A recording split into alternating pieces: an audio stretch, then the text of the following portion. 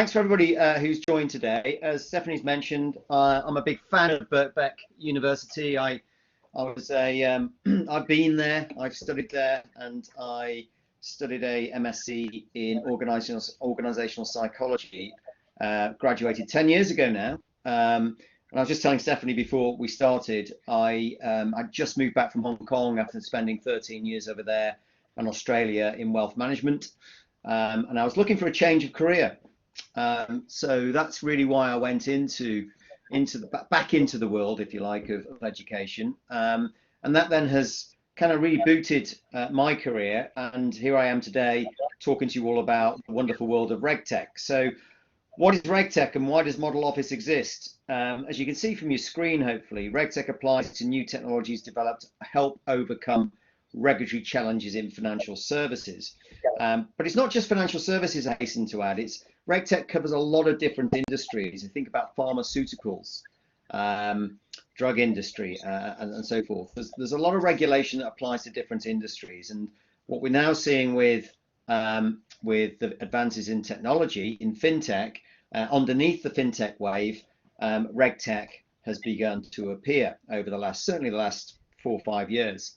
So Model Office, why do we exist? Well, we kind of looked at the market when I kind of went back into financial services, but in a different guise, in the more, what we're about is 3 things: governance, risk, compliance. We saw there's a massive opportunity to automate parts of the audit services within banking, retail, financial services, because it was all very manual.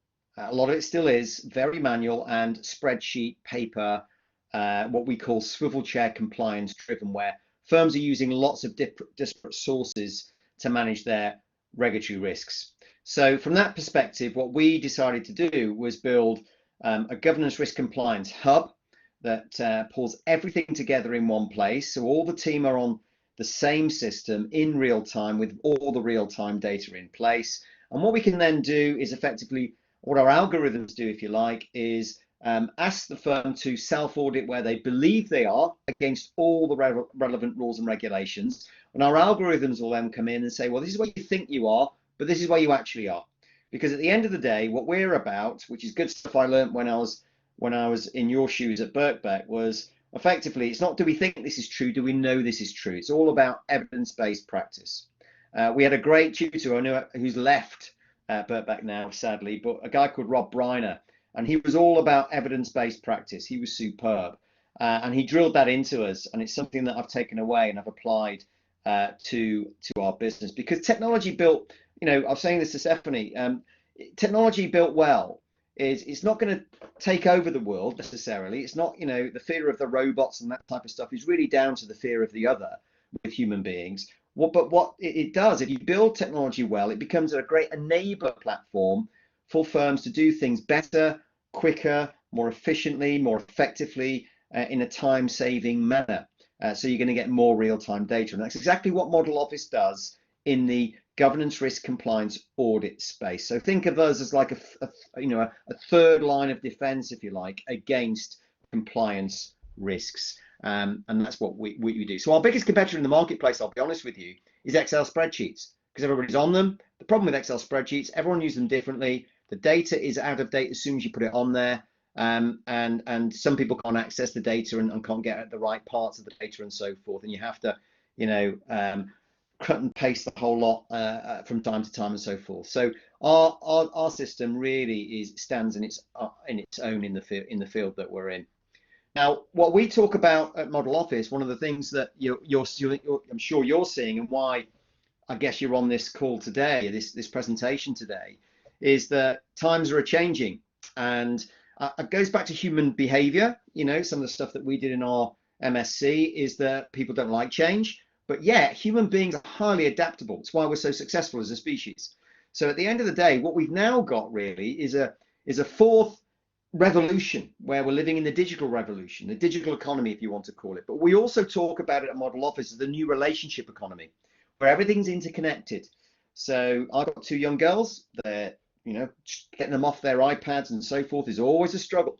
But they also, if they're using their technology in the right way, which they do at school, they're way ahead of where I was at that age in their understanding of the world, how it relates, and so forth. So technology, as I say, built well and used well, can do wonderful things. And in our world, well, what we've got in the retail financial services sector is we still have a problem with trust and clients and customers trusting the financial services industry. We had the financial crisis a decade ago. We've had all sorts of scandals along the way. There's nothing new here. It was the same when I joined the industry back in 1990, showing my age. But at the end of the day, I'll show you how technology and how technology built well can certainly help with that, and why RegTech exists for that reason.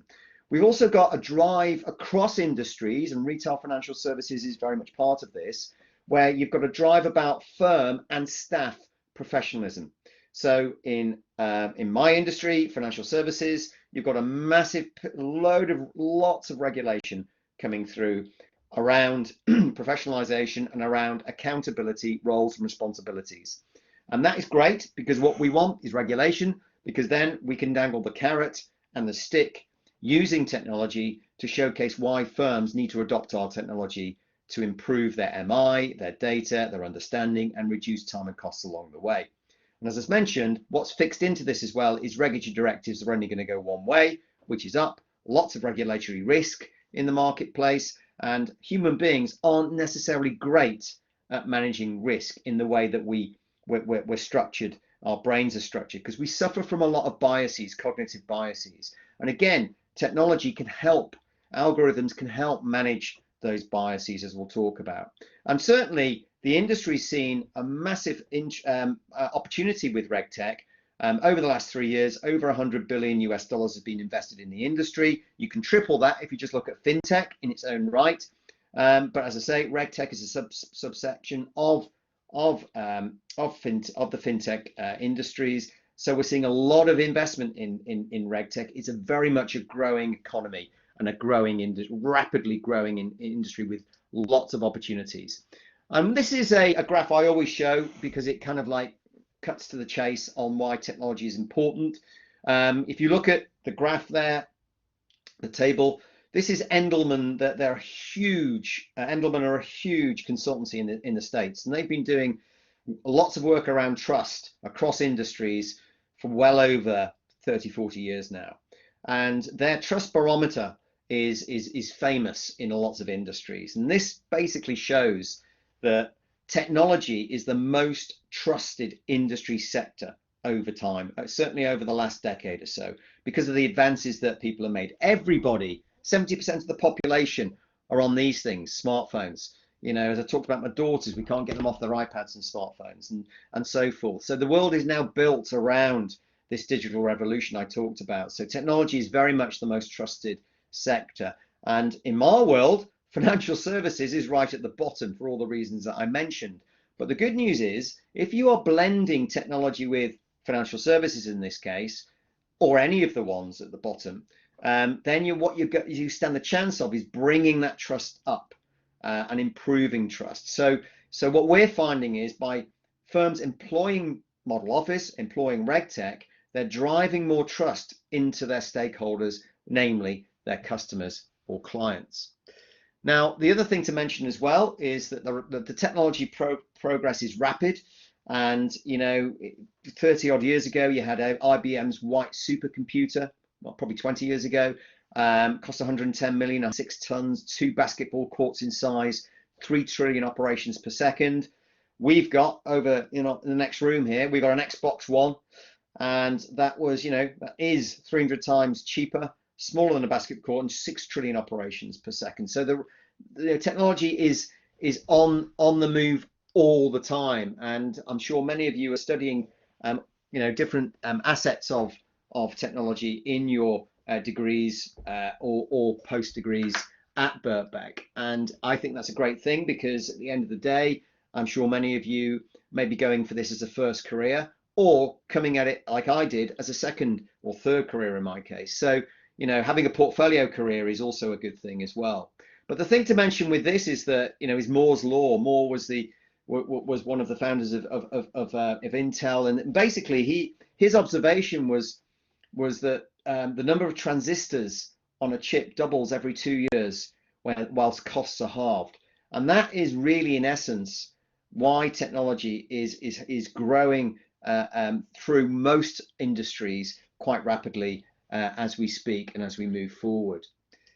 The interesting thing about the technology progress is that it's actually being used in sport way before it was beginning to be used in business. And bizarrely as well, if you look at the chap in front of you, Sir Clive Woodward, he's one of the most successful rugby coaches in the world, and he was the chap at the helm who guided the English rugby team to World Cup glory in 2003 in Australia. And he did a lot of that. He said without data science, he wouldn't have got there. He wouldn't have got that team to be as successful as it was. And so what you're seeing is that, you know, if sport as a performance, you know, entity in its own right applies it, and the successes are plain to see, then why not business? And what we're now beginning to see is business slowly but surely adopting technology in all sorts of areas, RegTech being one, which is showing them that they can get better results over time. But the key to technology is they need to understand that they need to invest in it. And technology isn't cheap, as I'm sure you know, but they need to make that investment. It's worthwhile looking at what where we're positioning Model Office on an ongoing basis, and why Model Office is important and it exists. Is that there are three set priorities. The FCA, the regulator that regulates, or one of the regulator that regulates the financial services industry, the Financial Conduct Authority, they pull out every year a business plan to cover the forthcoming business years.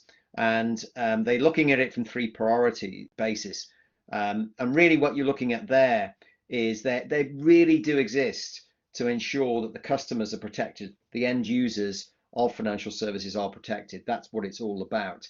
So going back to careers in RegTech, there's lots and lots of opportunity with RegTech across the industry, because at the end of the day, without the happy customers, without trust, as I talked about at the start of this, then there's going to be no business done. So, you know, if the FCA are holding the mirror up to themselves as well about how they can apply RegTech, as I'll talk about in a minute. So that's important too. So they're leading the charge on it, which is great for us, because as soon as the regulator comes in with a bit of stick and carrot to say you need to be doing this, then the opportunities come in abundance.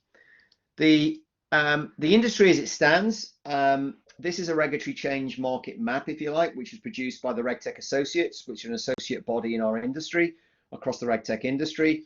And you can see there's lots of firms in there. You probably can't see the individual elements of this, but compliance management, where we sit, Model Offices in there, top left.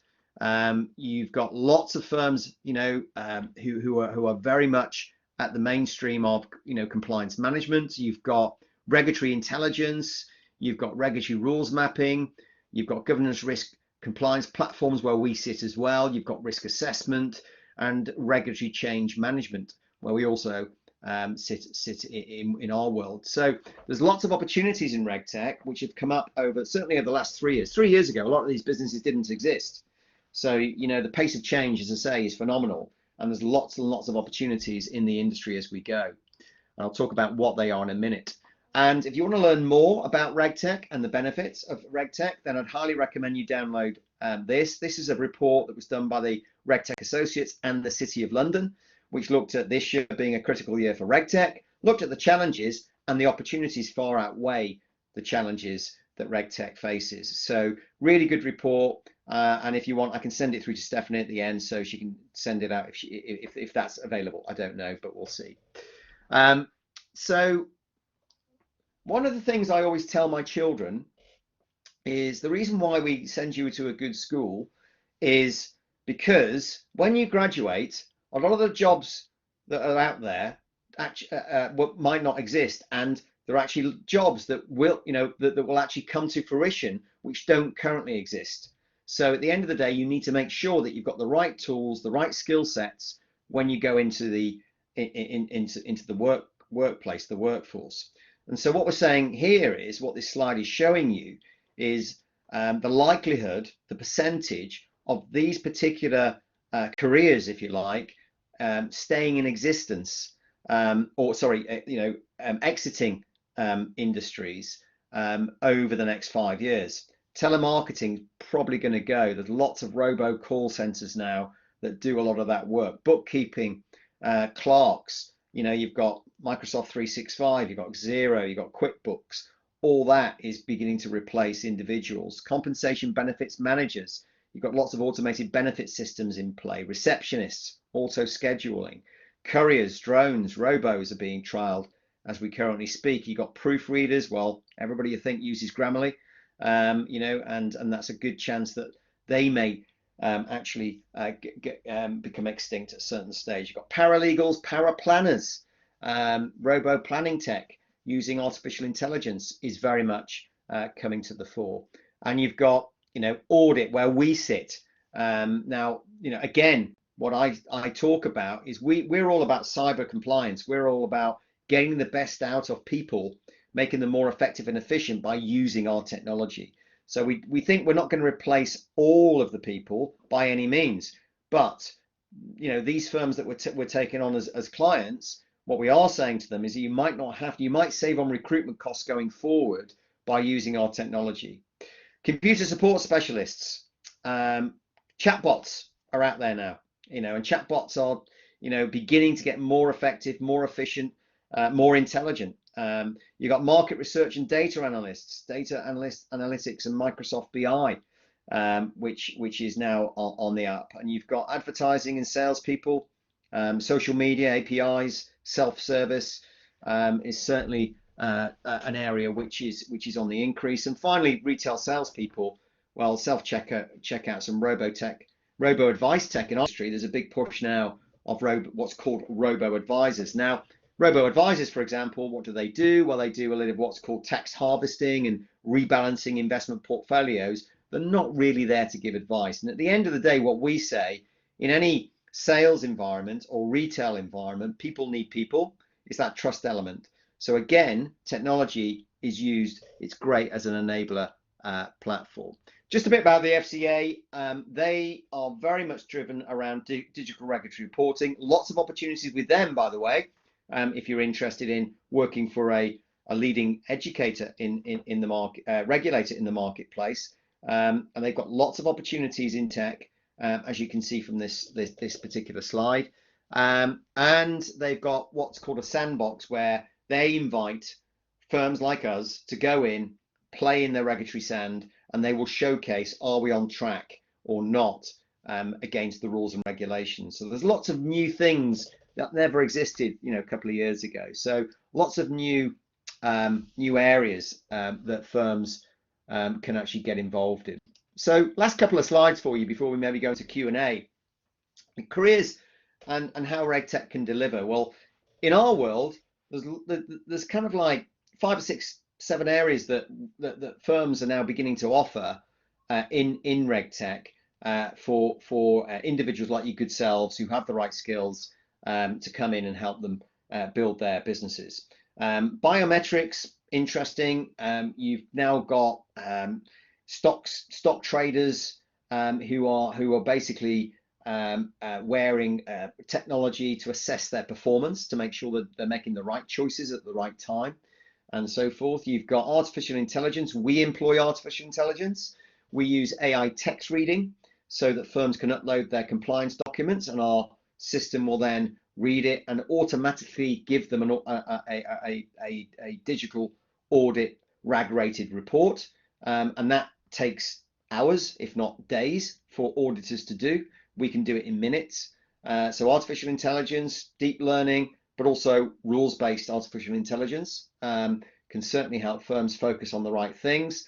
Reading the regulatory rule book, streamlining regulatory reports, lots of development work needed there. We need developers there as well, so we're always on the lookout for good people. Predictive and advanced analytics. So what's that? Well, data analytics in compliance is very rare. It's getting better, but governance, risk, compliance, data analytics never existed 5 years ago. but we're now seeing, big advances there. We use Microsoft BI. Why? Because everybody's on Microsoft. They've all got an account. They can all add in Microsoft BI for minimal cost, £7 a month. And all of a sudden, then we can plug our data analytics in and show them all the data that they've been missing, and show all the data trends, themes, and how to improve their performance in the governance risk compliance space. So we need help there on building out our data analytics. We use a team based in India for that, but we're always on the lookout for good people there. Robos, I've talked about robos, and developing robots, and certainly chatbots are interesting. We have a chatbot, and we have, Mo, who is short for Model Office, who is a chatbot and delivers guidance and signposting, if you like, around where firms are against the rules and regulations and what they might want to think about and do, and allows firms to ask questions about how they're using their system. So there's work there as well. Blockchain distribution ledgers. So lots of work on blockchain is coming through. You may have heard of blockchain. If you don't know what blockchain is, it's really personal ID tracking, and digital ID tracking. And what it allows firms or people to do, should I say, for example, is send money through different ledgers, through different accounts. You can send money through social media accounts now, which you could never do before. You can use technology through blockchain to go online and buy, let's say, a motorcycle that and team it up with the best credit card that you haven't even got yet, and add it to your Google Wallet straight away. So all these advances are here now, and there's lots of opportunity with all this stuff, if you're up on it and it's something that you're interested in. Cloud, I'm sure we all know about, but the big thing there is risk and safety and security. There's lots of work around cybersecurity. With the lockdown, with the pandemic, there was a lot that cyber criminality went up, as you can imagine, because everybody was on not so safe, secure home computers. So at the end of the day, that is a great industry to look at if you're interested in the cloud and cybersecurity. Highly recommend that one. And the final one is application programming interfaces. If you've got API skill sets, much needed in the industry, it's how tech talks, it's how it all interlinks. We interlink with third-party technology. We're agnostic on other technology. So that's kind of important too, from that perspective. This next slide is the world really of where the main opportunities are in retail financial services. Fraud protection, AML, risk management, and so forth. So there's lots of opportunities, not just in the UK, around the world. So that is an interesting concept, which is building all the time. Final thing I'll show you is really this slide, which is all about where we make a difference, is around making governance risk compliance more engaging, highly engaging. And the way we do that is through behavioral science. And what we mean by that is it's basically called endowment theory. And what is endowment theory? If you don't know what endowment theory is, well, I've got this phone. It's my phone. I value it far more than your iPhone, yet it's just an iPhone. I own it. That's why. So if you're getting, if we're getting our customers to own their data, own their outputs, want to improve their outputs, then it makes our technology very sticky. They want to stay on it. They want to do it, and it's really, gamifying a process that was very much looked at in the old days, compliance like a visit to the dentist. So I'll leave it there, and we can move to Stephanie if you want to ask me any questions, or move to any Q&A. Yeah, definitely. I mean, that's so good to hear. Thank you so much for talking us through for everything you're doing. What I would suggest is I've got a couple of questions which might also be in line with those questions that our student might want to ask you. So let's go for those first. I stopped sharing the presentation. Did you want to talk about this last slide, or did you want to just for students to have a look at that? No, that's what our technology looks like. It's just to say thank you for your time. That's great. So I'll keep that up for a second. Veronica is just saying she lost the audio. Can everyone else hear us okay?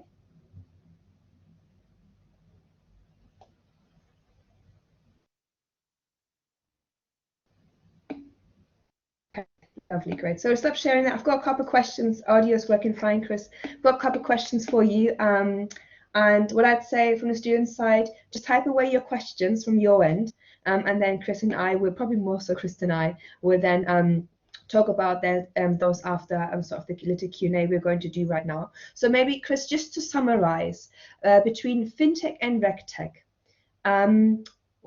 where does it sit exactly, maybe just in one sentence for those students who are still trying to understand where both concepts are placed? Sure. Well, I think FinTech has been around for the best part of 50 odd years. If you think about cash points in banks, how long have they been around for? Right is a concept which covers many different things. But generally speaking, financial technology and do lots of stuff online banking being one. RegTech is all about, do you comply with? So it's a great partner for FinTech, and that's why we integrate through APIs with FinTech. I think that's a really good point. So really, it's not just a subset, as sometimes you might read on it. It really works together, and I think that's a really good point you're making there. So I think we can all agree it's not just a big buzzword. It is really an important industry. So for those students that are sort of thinking about a career in RegTech, what do you think are the most important key steps at this moment in time to take that step into the industry? So good question. I think you've got to look at your own skill sets and what interests you. And hopefully, as you saw from the slide I put up there about the careers and how can RegTech deliver, all those areas. There's more areas. And it just depends on really where you're going with your studies and your interests. So, there's lots of opportunities, as I've mentioned, in development. If you're in computer development, if you're into coding, if you're into AI, we've got a big need, for example, in AI text analysis. Last year, we got someone from the Birkbeck Fair in AI text analysis, which is great. So we bolstered our team that way. So it really depends on where your interests are, but it's not going to curb you, because you might decide, if you've got coding interest, but you're going into an organization which offers a RegTech model, you might find that there's ways you can apply those skill sets in different ways. So there's lots of opportunities across those key 7 areas that I talked about that you can apply. But the best advice I can give, you've got to make sure it interests you. You've got to make sure that it's something that you really want to do and get highly engaged in. But if you do it's great, because if you're working for a startup or an SME, we're an SME, we were a startup. It's a very exciting journey. That's so good to know. And I find very often in the tech space, there's quite a highlight on technical skills. And of course, that level of ability is a must-have. But I'd actually also be quite keen to understand that from your point of view, what do you think, let's say, are the top 3 skills for someone going into the industry in terms of their soft skills? Yeah, soft skills are really important. So I think the ability to be agile and be open to change. Because as I've talked about, technology is rapid change. So one week we might be working on this project over here, but we might have a client come in and saying, well, we need this now. We need to get this sorted out now. So you've got to be adaptable is a big one. You've also got to have a great team ethic and work ethic as well. Because, as you're building up a business, a smaller business, then it's all hands to the pump. So you can't be afraid of some hard work, I'm afraid. But the rewards are there for that as well. It's a really rewarding environment from that perspective as well. And I think good listening skills are really important because notoriously people aren't generally great listeners. It's a skill set in its own right. And I think the other one that comes with that is empathy, being able to good emotional intelligence, really to understand what the customers want, what your boss wants. where the direction of travel with the business is going is really, really, market information, market knowledge is really important. Having that business understanding. So it's not just a technical element, and of course you will require some experts in that, but it's also those other soft skills, and that's really good to know. And obviously with our backpack students, most of them or many of our students are working, they're considering career changes, they're upskilling or wanting to grow their career. In terms of qualifications, now looking at our group that's joined us, I had a look at the comments. We have students from a data and tech background.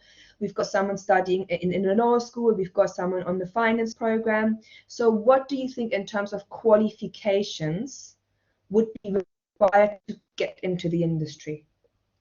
Okay, so it depends on what you're going to do. In RegTech, there's all sorts of roles and opportunities. So you don't have to be into technology. There's lots of sales roles. There's lots of customer relationship roles. Lots of coordination roles to be had. So there's depending on the size of the business. Obviously, with a smaller business like ours, it's more kind of like focused on the development because we're in the rapid growth stage, if you like. That's where we're at. But it really just depends on really what your skill sets are. But as I say, also we tend to find that RegTech is attracting a lot of people who want to go in, changing career. And I know there's a few on the session today, and that's something I did because I was a wealth manager before I went into RegTech. But I bizarrely always liked compliance. I always liked rules, regulations, and stuff like that. And so and I always loved technology. Big Star Trek fan when I was young and all that type of stuff. Always loved technology. So that's what got me into it. Now, I'm not a coder, I'm not a developer, but I have a vision of how a business model can make things more effective and efficient. It comes down to the old marketing speak, if you like, which is management speak. Is there a gap in the market, and is there a market in the gap? And absolutely there is with RegTech, okay? Because in audit, it's very manual. It takes a lot of time, a lot of money, people on the road. Carbon footprint is a big one. So we are massive on reducing our carbon footprint and our clients' and customers' carbon footprint. So we've just run a report on our business, which is ESG is massive now in the industry, which is environment, social, and governance in investing and in our industry. And you've got the current climate change government meetings, conferences at the moment going on. So it's very much at the forefront. So if that's a passion of yours, get involved in RegTech, get involved in technology, because we can help ensure that firms are working towards carbon neutrality by employing our digital, software. So that's something that might interest people as well. Yeah, and that's actually a really interesting point that you wouldn't really necessarily think of in the first instance. And it's also, I think, with tech as a whole, we can see that sort of anyone who heard the Prime Minister speak at the investment summit, the way he was just emphasizing it's all about tech. They want to push tech. They're number 3 in the world in tech, and they really have that vision. So going into the industry, there's lots of opportunity. We've talked about opportunity.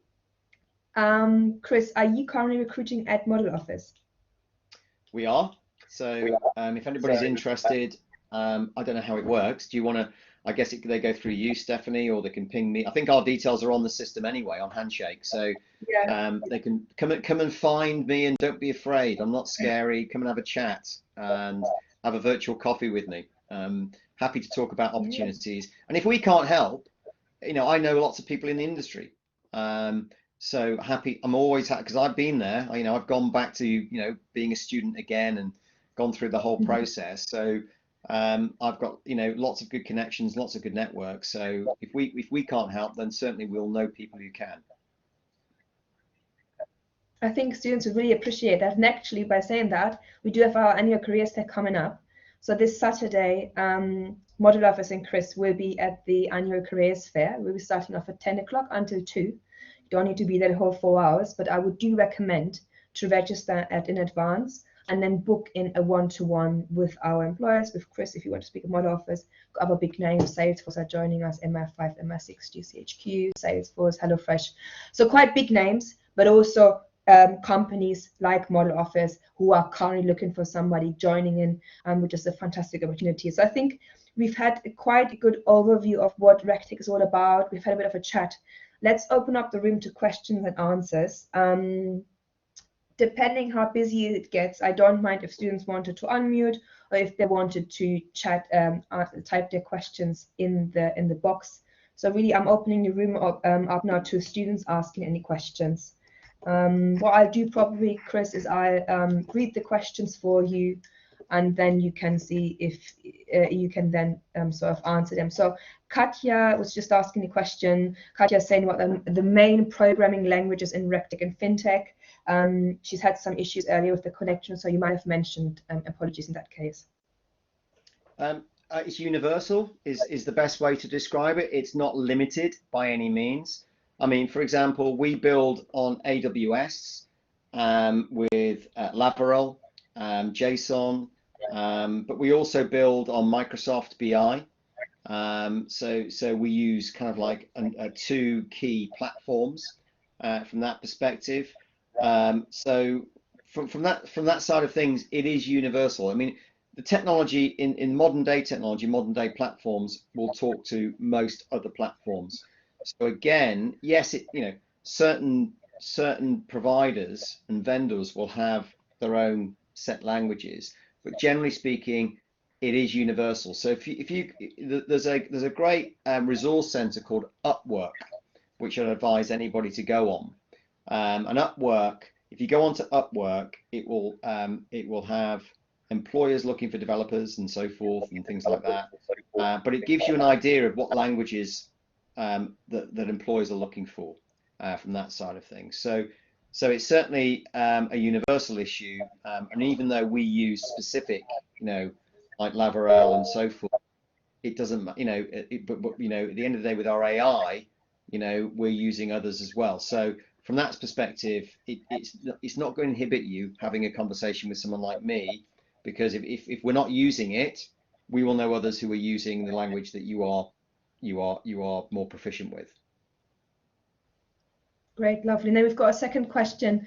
First of all, thank you for the presentation. Can you tell us a bit more about artificial intelligence is used, how AI is used in RegTech, and what kind of roles exist in RegTech related to the AI element? So I'll give you an example of what we do. We use artificial intelligence text analysis. So what does that mean? So we build predictive text models. So what we've got is a rules-based system that firms can put up their anti-money laundering reports. And if they the bank puts up their anti-money laundering reports, what our AI will do is benchmark it against the rules and regulations and provide a RAG-rated report, red, amber, green report, if you like, traffic light report on how strong that document is against us and what it's missing and where it's going well and so forth. And it'll also give some guidance. So predictive text analysis is one area. You've also got bots coming in which are using some form of AI, and that is more what we call more EQ based. So that is more deep learning based. So you have some deep learning firms, mainly the bigger firms out there. Deep Blue is one of them, for example. Google them. They've got lots of bots that are effectively mimicking. It's quite spooky when you look at it, but they're mimicking human behavior, and they can actually begin to read how you speak to them in the tone that you're speaking to it, and are you angry? Are you aggressive? Are you passive? Are you whatever? And so it can begin to read that type of stuff and react accordingly and provide the right information accordingly. So those are the big advances that we're seeing coming through. There's also AI as I mentioned earlier on, regarding robo-advice. So you've got stuff around tax harvesting, which basically means that you've got an investment portfolio that needs to get really tax efficient. So the AI will read that. And you've also got rebalancing portfolios. which basically means switching funds around to make more money. That's crudely put. And you've got AI algorithms there, which are being used by big firms like Vanguard and so forth within their portfolios to ensure that they are using technology, reducing costs, but getting more returns. And that actually, what you were saying around the emotional intelligence element and the voice, it explains why my Siri just didn't want to listen to me last week. I had a really bad sore throat. My voice sounded so different. I was driving and I desperately wanted the Siri to change the rig mapping, and just wouldn't work. And then I just really raised my tone and say, "Hey Siri," and only then. So then that's when I learned that my Siri isn't used to a deeper voice. So that's a really good point. But apart from that, and actually my Siri just... I couldn't quite hear you. Could you please repeat what you said? My iPhone is listening. Anyways, Matt.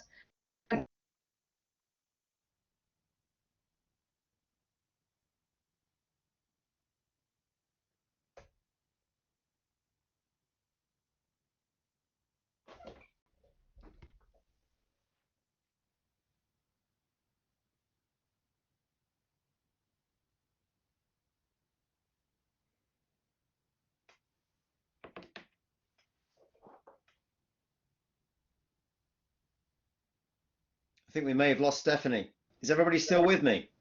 Yes, I think it was. Oh, yes, sorry, yeah, it was on my end. Sorry, I think my phone must have just locked off my mobile. Matt, you had a question. Do you want to unmute your microphone and ask your question, Matt? Thanks very much. Am I audible? Yeah. Okay, thanks very much. Yes. This is all really, really interesting, and I have a question, and the preamble to the question is what I was saying right before we kicked off, which is that I used to work in museums, which once you strip away all of the cultural value of it is essentially inventory management, information law compliance, environmental management, and I was doing a lot of that, and then I started writing my own scripts to automate it, and then realized that I'd much rather be doing that for a living, and here I am now. My question is this, and I might be in a similar boat to a lot of the people here, because a lot of people in Birkbeck are pivoting from one career to another. I don't have any prior professional experience as a programmer, and it strikes me that RegTech is a field in which any company that works in that field can't afford to employ people who are going to screw up. So the stakes are high for if you've got a bug in your software, compared with other things. So my question is, how many kind of first-time programmers end up in this field, or are people expected to kind of have at least a couple of years experience under their belt before they can be trusted with this kind of compliance work? Okay, good question. Thanks. The answer to your question is it depends. I'll be honest. It depends on the type of business. So a smaller business like ours, we tend to want more experienced programmers for the reasons that you've suggested. But there's a big but here. If you're good at what you do, and if you're good at programming, then it doesn't matter if you don't know about the rules and regulations. And the reason for that is gamification, as I talked earlier on. So, for example, when we built Model Office, I didn't want anybody who had an idea of financial services. I wanted a load of gamers, if you like, to come in and make compliance really interesting, because there's the opportunity. Because it's not, it's boring. As I say, it's painful. It's like a visit to the dentist. I used to think of compliance like a business prevention unit, like HR and so forth. Dare I say it? But if you can make it more engaging and more interesting, and it doesn't matter if you haven't got, for example, experience in developing in financial services, but if you know how to code, and if you're using technology which manages the bugs and so forth, and that's all managed in an efficient and cyber secure way, then I don't think it matters is the best answer. I just want good people who buy into the vision, who will work hard, and enjoy the ride. Really, that's where I'm at. And generally, that's what our developers do. We've got developers in Milton Keynes, we've got developers in Coventry, we've got developers in India. And the reason why we've got developers in India, yes, it's cheaper, but we want to keep the development ticking over 24/7. You know, that's important for us as well, because we, you know, time is the essence. We're burning up money. We've got investors, you know, they're on our back, all very exciting. But I think it just depends on, you know, if you're the right fit, then we definitely look at you. And I think you'll find a lot of the, certainly FinTech, RegTech community are like that. You know, gone are the days where they're wearing, you know, I'm wearing, you know, pinstripe suits. I started my career having to wear a pinstripe suit. Those days have gone. And you have to fit in a certain box. You know, what I like about technology is that you can work, you know, come in, work hard, as I say, but bring different skill sets to the fore. So if you're doing like a taxonomy that you were doing at the university, well, that could be a good fit, because let's face it, the rule book is just a taxonomy. Basically, it's a set of rules that we need to get plugged in, that then can read, you know, how businesses are reacting to those rules, and then provide them with the data to show that if they're complying or not. So I think there's great opportunities for you. That's a really good point. And if you don't mind, just from a recruitment perspective, I work quite a lot with data, or employers within data and tech. And very often do we have students who haven't got the professional work experience element, but from the sort of the side or point of view of the employers, they really appreciate if you have not your own portfolio, but maybe you have started working on your own product and you can show, or you have joined a hackathon, things like that. So I think there is some sort of element, maybe we can call it a little portfolio, that you can start doing as you are exploring more and you are a career changer, where you can actually show an employer, I am really passionate about this. So there's opportunities out there. Alexei, I see you raised your hand. Did you want to unmute and ask your question? Yes, please. Sure. So first of all, hello. First of all, thank you very much for the talk. It was very informative, eye-opening to all the possibilities available in this space. So my question for you, Chris, is more of just out of curiosity. Like, you've built this company from the ground up. I can see that you help companies navigate the legal minefield, so to speak, of government risk compliance.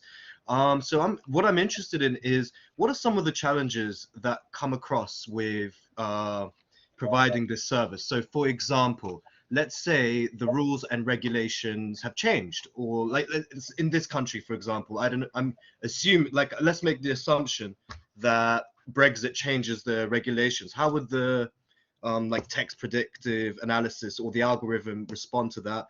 And in a broader sense, what are some of the challenges that come inside of this space? Thank you. Okay, another good question. They're good, this lot, aren't they? Really good questions. So on that one, we employ compliance professionals as well as developers, so that compliance professionals can do exactly what you've just said. So I've got a lot of experience in compliance. I also have 3 other ex-FCA professionals I can call upon, who can read the rules, look at the latest, and then apply it to what our developers and coders need to do. So, you know, it's a bit like, I guess, the Wizard of Oz, where you've got the Wizard of Oz behind a screen pulling lots of levers. Well, at the end of the day, any tech, you know, if you look behind the scenes, they do have people, you know, supporting what's going on. And the reason why that is, I'll be honest with you, is that the FCA and all the regulators have not yet digitized the rule books. Now, they are going to, and they are trying to, but it's going to take a long time, a decade or so, for them to do that. So the FCA, for example, as I mentioned in the presentation, have an initiative called Digital Regulatory Reporting. And that is all about how they can digitize the rule book and streamline the report. So our predictive algorithms can then read the rules and read what's new, flag it up, and bring that into our technology. We know we can do that. APIs are there to do it, okay? But the regulators aren't there yet. But they are trying to walk their talk on it. So that what we are doing is we're currently pulling in the rules manually, assessing them, putting them into our development work stream and saying, right, we need to build code around this new rule set that's coming through. So one of the new rule sets I've talked about is ESG, which is all the carbon footprint stuff. Okay, that's a whole new stuff that's come from the EU. You mentioned Brexit, that has changed some rules and regulations, particularly around trading. If you're trading outside the UK now, there's all sorts of different rules and regulations that you need to comply with. So to answer your question, you still need, and this is the cyber compliance bit, you still need to employ people to come in, read the rules and so forth. And that's why I said it's not just about development, it's not just about computer science. You know, there's lots of opportunities across job roles in RegTech. And I think that's really good. I think the point you're also making is that it's not stagnant. It's always another step you're taking. And Mimi, I can see you raised your hand. Just one sec. I just wanted to, there was a question around sort of from a legal background, and I think you've probably answered that question. You need someone who understands it, who's able to translate it, but not necessarily able to code. So I think to that question, you probably have your answer there, but do if you feel yes, there's something you want to discuss. Mimi, did you want to unmute your mic and ask a question? Hi, Chris. Can you hear me? I can hear you, yeah. Brilliant. Hi. Thanks, Chris. And thank you so much for this presentation. It's particularly interesting for me because I am a former lawyer going into banking and now studying an LLM in new technologies. Always been a bit of a tech nerd in that respect. And in finance, I spent much of my time not in compliance, but in a similar field, which is prudential regulation. And I actually left because many of the issues identified in terms of data being stale by the time it was put on a spreadsheet, etc., were things that I basically built a framework to try and avoid and wasn't given the budget to do. And out of frustration, I thought I've got to find a better route than, you know, the bosses say no, etc. So, but one of the criticisms I think was founded when it came to automating many of these aspects is that not only does there have to be interpretation of the rules as it gets translated into code, but also a bit of discretion and nuance in interpretation of the rules as they are applied to specific fact patterns. And I'm just curious as to how far you think this technology can go in terms of these more specific, perhaps substance over form situations, the strangers and the aliens, as opposed to the runners and repeaters in the world of RegTech. Yeah, it's a good question. Another great question. So the problem that you've got with the rules in this country is the non-prescriptive, the principles-based. And therefore in the rule book, if you look at the FCA rule book or the PRA rule book, you've got lots of guidance. There are the rules, you know, but there's also guidance. So it's not necessarily, if you like, risk-based rules. There are systems and controls, rules and so forth, but at the end of the day, it's a principles-based framework, which is very subjective, because what our clients have to do is basically build their businesses, but they're right at the cutting edge of regulatory risk, right on the chopping block, and if they get it wrong, it's very costly for them. You know, and they can have all sorts of things like what's called a Section 166 visit from the FCA, which they have to pay for the privilege of the FCA coming to look at their business, which can cause all sorts of problems. So what we do at Model Office is that we employ, as I say, ex-FCA professionals, for example, who know the rules inside out, to write. The way we work is that we offer an audit program where effectively we offer a diagnostic where firms can go on and answer the question sets that we put on the system, where they believe they are complying or not, as the case may be, through Likert scale answers or yes, no's, NA's, not applicable, is not applicable, and so forth. And then we get a fuller picture across 350 odd questions about where they are thinking their business is, because at the end of the day, it's very subjective. It's about their decision making, and there's all sorts of biases, as I talked about at the beginning of the presentation, that we need to get involved in, which is why we use behavioral science. So what we want to do is get underneath the thinking of why they think they're complying, and actually say, this is where you believe you are, but this, what our algorithm is saying, this is where you actually are against the rule.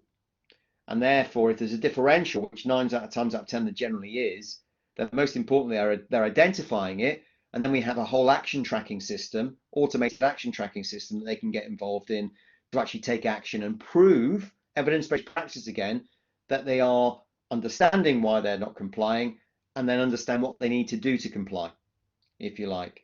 So it's giving them that aid, that support, that third line of defense, so that they can rely upon technology to enable them to make better decisions around a very subjective area, as you've mentioned, Mimi, because it is. The rules are highly principles based, very subjective. The guidance really, and the FCA will not tell you, they won't be prescriptive about how firms can actually comply. It's up to them. They play a bit of a three-card trick. They say, here's our rules, go play, and we're going to come and see you. And that's why it's really good to have technology in there so that you can showcase where the evidence is. Because a lot of the support services out there, the compliance services out there, they generally won't give you an opinion. What they will say is, here's a report. So the big four do it. Here's our report on where we think you are and what you might want to think about complying. But it's up to you to go and action it and do it and build it out in your world. So they won't take on that risk. So what technology can help you with is make those decisions in a better way, a more clear way, and an evidence-based way, which is all the good stuff I learned when I was at Birkbeck.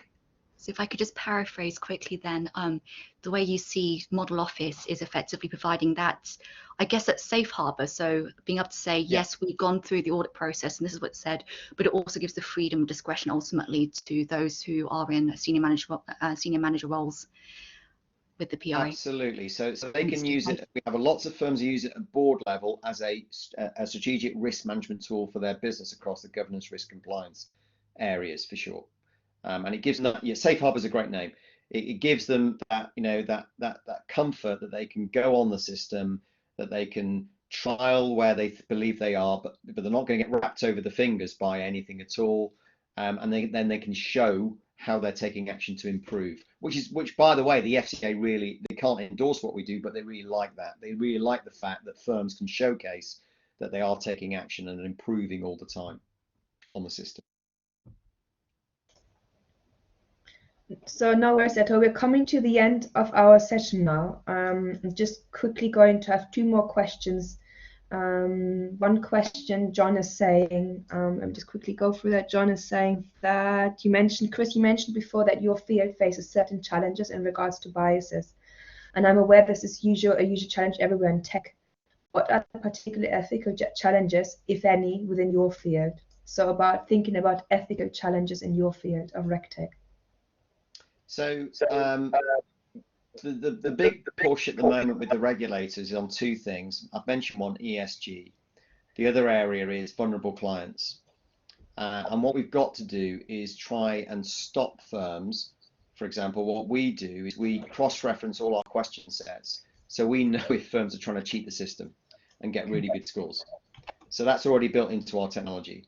So we know, if firms are performing exceptionally well, yet we can track back and look at how they're answering questions, and we can see if they're manipulating the data, if you like, to try and get really good scores. Because a big part of what we do is we work with what's called professional indemnity insurance underwriters, so PII, professional indemnity insurance. So these firms have to have PII in place to exist as a business. Because if they get a claim, then obviously that PII kicks in, and there's lots of claims, there's lots of mis-selling and lots of stuff going on. So from that perspective, what we're working with PII underwriters is on just that, making sure these firms are walking their talk on their risk management. And if they do, then they get better PII renewal rates because they're scoring really well on model office. But we have to make sure ethics are right front and center of what we do, for sure, and making sure they're not manipulating the data and the technology. I hope that answers your question, John. And then last question, if you don't mind, is Veronica is asking, are the rules and compliances based on the Basel protocols in case of fintech, or does the technology suggest other modes? So are the rules and compliance based on the Basel protocols in case of fintech? They can be. It depends. It depends on. So the Basel, I think, I've got 3 or 4 pillars from memory. Again, I'm not a compliance professional, but it depends on the rule set. So I put up that slide, if you remember, which looked at lots of different technologies which play in different areas. And Basel is just one area because the rules are so vast. And as I say, if you're interested in RegTech, but you're not interested in financial services, well, there's lots of different industries that I put up with the slide on technology before, which basically, if you're looking at the healthcare industries, the food and beverage industries, telecommunications, automotive industries, customer care, energy, they've all got RegTech, okay, because they're all regulated at certain levels.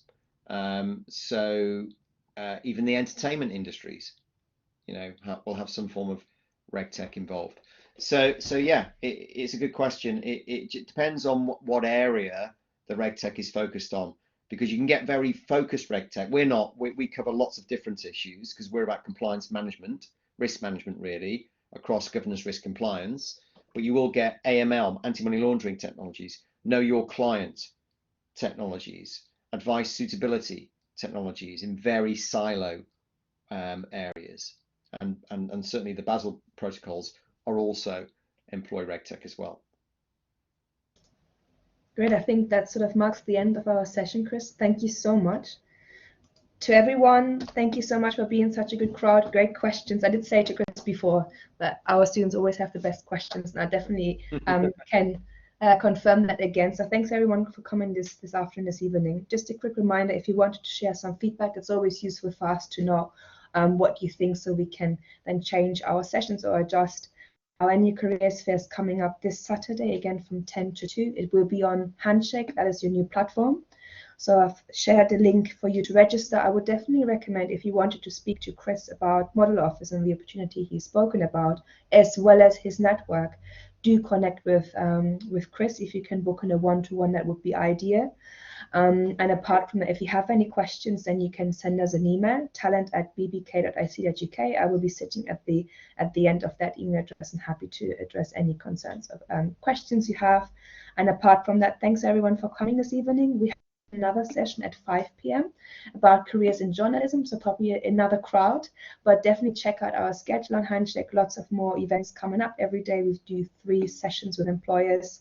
So I hope to see you all this week or this weekend. Thanks everyone, and have a lovely evening. And thank you so much, Chris, for coming. No worries. Thank you, Steffi, for hosting. Brilliant. Awesome. Have Really a good day, everyone. Good evening. Bye-bye. Great questions.